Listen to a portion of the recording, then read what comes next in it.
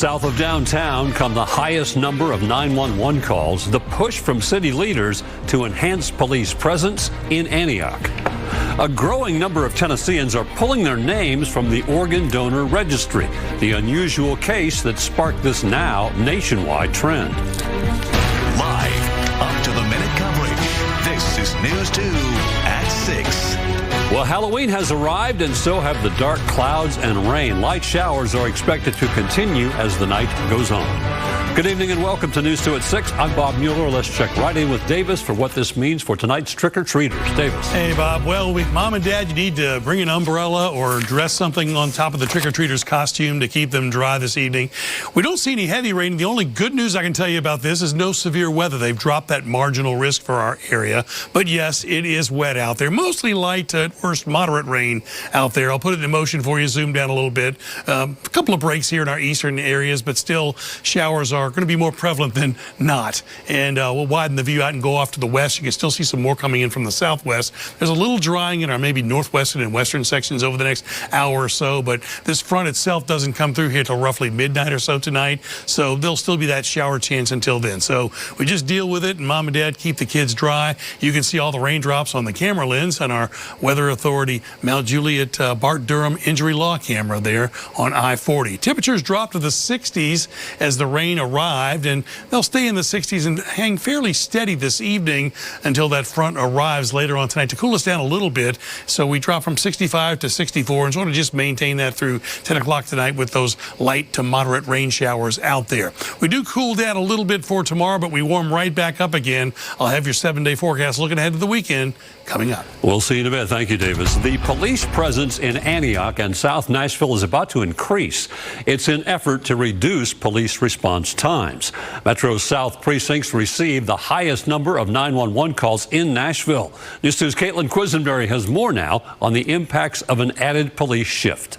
911, what's your emergency? So far this year, the average police response time for callers in the far southeast part of Nashville is 79 minutes, according to MNPD. It happened at 3:45 in the morning. The constituent called at 3:45.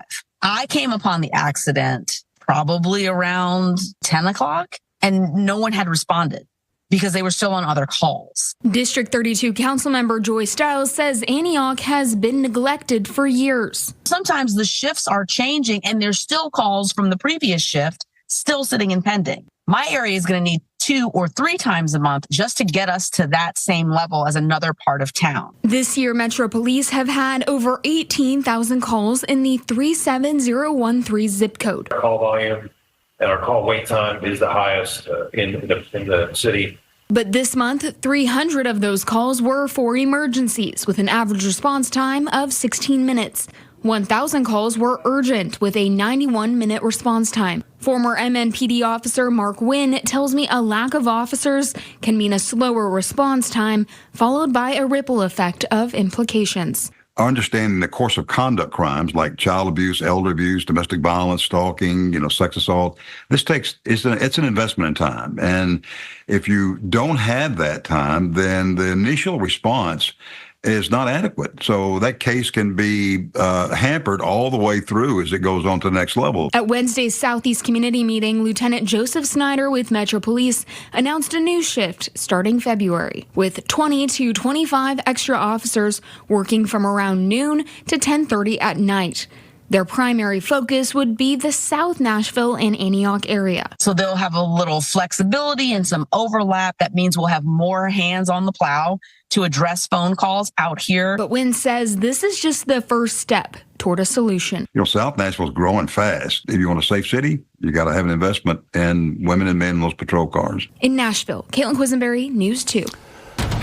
Gun violence, drug deals, and fights forced Metro Police to shut down the Star Market in North Nashville. Now the owners have reached a